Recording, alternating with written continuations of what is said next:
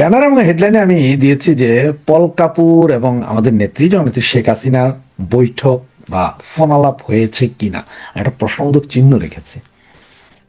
তো আপনারা জানেন যে গত দুদিন যাবৎ মিস্টার কাপুর উনি বাংলাদেশে আছেন।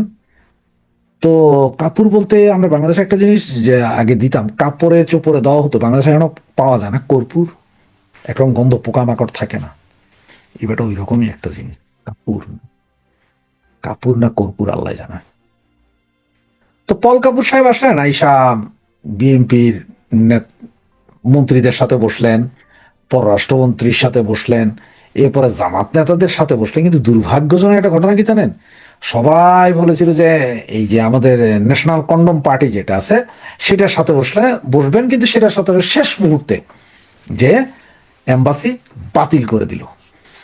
তো আসলে এটা হয় যে এটা পৃথিবীর কোনো দেশে এরকম একটা হাই প্রোফাইল মিটিং যখন হয় হাই প্রোফাইল কারোর সাথে, আর সেটা যদি একদম শেষ মুহূর্তে বাতিল করে দেয়, তার মানে কিন্তু যার সাথে মিটিং হচ্ছিল তাকে কিন্তু ইঙ্গিত দিয়ে দেওয়া যে আপনারা আর আমার দরকার নাই, আপনি আমার জুতা চাটেন।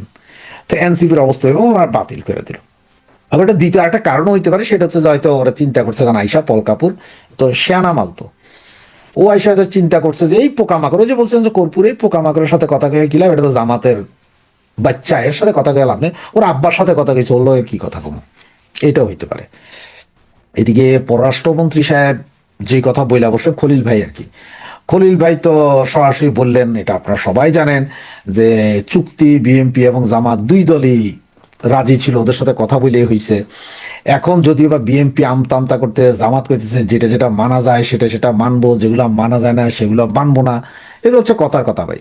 সিগনেচার আগে করে দিয়ে সব আগে করে দিয়েছেন। ওনারা ভেবেছিলেন কি জানেন, যে আমরা এটা কেউ জানবে না, নন ডিসক্লোজার, এইটা কেউ জানবে না, এই চুক্তিতে কে রাজি হয়েছে কে রাজি হয় না কেউ জানবে না পৃথিবী। জামাতের চরিত্র তো জানেন, ওই যে ভারতীয় লোকজনের সাথে কথা বলছে, দেন দরবার করছে 6 মাস, এটারে 22 তারিখে পরে যখন প্রকাশ পেয়ে গেছে, এইবার হাই হালতা শুরু হয়েছে চিল্লা চিল্লি, যে না আমাদের নাইবে আমির মুসলমানি করতে যায় আগা কাইটা গেছিলেন, অসুস্থ হয়ে পড়ছিলেন, সেখানে দেখা করতে আসছে, এরকম কথা হতে হয়েছে না। সেই এরা চিন্তাও করে না যে এটা প্রকাশ পাওয়া যাবে যে দুজন রাজি ছিলেন। এখন প্রকাশ পাওয়া যাওয়ার পরে এখন কি করবেন, কাটাই যেতে হবে। আর আমরা বাঙালি যারা আছি তারা তো অবুঝ জাত, আমরা গোল্ডফিশ, আমরা মনে রাখি না সবকিছু। সেই হিসাবে এখন চিন্তা করলো যে আমরা, ওরা বললো যে আমরা এগুলা যেগুলো মানার এগুলো মানবো, যেগুলো মানার না সেগুলো মানবো না, ছুঁড়ে ফেলে দিব, ওই যে সংবিধান ছুঁড়ে ফেলে দেওয়ার মতো ওইরকম আর কি। কিন্তু আব্বাজানরা আগেই যে চুক্তি, আগেই যে সব নাক্ষত দাসখত সব দিয়েছেন, সেটা ওনারা এখন অস্বীকার করছেন। তো এর ভিতরে আবার আওয়ামী লীগের একটা প্রতিনিধি দলের সাথে ভার্চুয়ালি বৈঠক হয়েছে বলি, এটা আওয়ামী লীগের পেজও আছে, এটা নোটিশ বোর্ড, আবার এই আমেরিকান এম্বাসির একটা সাইডেও আছে। এটা যদিও পেপার পত্রিকা হয়তো প্রকাশ হয় নাই বা হবে না বা হচ্ছে, সেটা তো ভাই পরের কথা, পেপার পত্রিকা অত বেশি পড়ি না। এই তো পল কাপুর এইখানে আসার আগে কিন্তু আবার ইন্ডিয়াতে গিয়েছিলেন। ইন্ডিয়াতে যে আসলে আমরা এম্বাসি, উনি আমেরিকান এম্বাসিতে একটা ছবি ছিলেন এবং ওনার সাথে 8-10 জন থিঙ্ক ট্যাঙ্কের সাথে কথা বলেছিলেন। ইন্ডিয়ার থিঙ্ক ট্যাঙ্ক মানে দিল্লির থিঙ্ক ট্যাঙ্ক, দিল্লির খুব হাই প্রোফাইল কোনো মিনিস্টার, অজিত দোভাল বা আপনার নরেন্দ্র মোদী টাইপের কারোর সাথে কথা হয়েছে বলে, বা বিজেপির কোনো হাই প্রোফাইল নেতার সাথে কথা হয়েছে বলে এটা আমরা জানতে পারিনি, কারণ এটা দিল্লিও কিছু বলেনি, এম্বাসিও কিছু বলেনি। এখন ভাই এটা হইতেও পারে, কে জানে। তো এর ভিতরে একটা গুঞ্জন আছে, সেটা হচ্ছে যে শেখ হাসিনার সাথে, মানে আমাদের জননেত্রী শেখ হাসিনার সাথে আসলে কথা হয়েছে কিনা।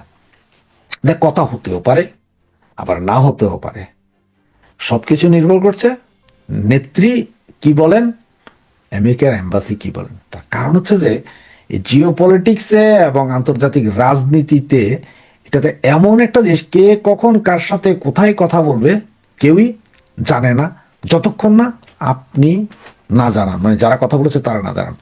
এটা এমনও হতে পারে যে হয়তো আমাদের নেত্রীর সাথে ওনার বাসভবনে গিয়ে দেখা করেছেন, কথা বলেছেন, যুক্তি পরামর্শ তর্ক করতেও পারেন, আবার নাও করতে পারেন, আবার হয়তো ফোন আলাপও হইতে পারে, যে কোনো কিছু হইতে পারে, কিন্তু আমরা কেউ জানি না। আপনি, আমি, আমরা জানি না।